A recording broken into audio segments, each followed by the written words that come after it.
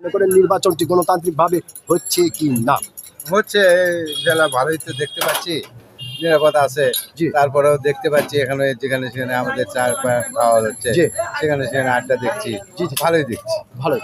হ্যাঁ। নির্বাচনের যে পরিবেশটা আপনার কাছে পরিবেশটা সুন্দর, সুন্দরই লাগছে। সুন্দরই লাগতেছে। চায়ের আড্ডাতে আপনারা কথাবার্তা বলতেছেন, অসংখ্য ধন্যবাদ।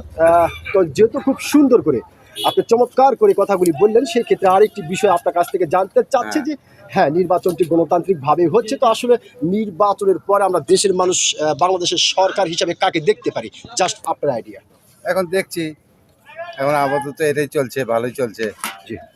এখন দুই পার্টিতে ভালোই দেখছি, দুই পার্টি বেশ মোটামুটি লড়াই মোটামুটি হচ্ছে। কড়াকড়ি হচ্ছে। হ্যাঁ, হ্যাঁ। এখন প্রতিদ্বন্দ্বী দুইজনের মধ্যে কার হয় সেটা আমরাও দেখছি, ভাবছি। জি, জি, জি। এখন আগে আমরা তো বলতে পারছি না জি, কাকে দেব, কি করব।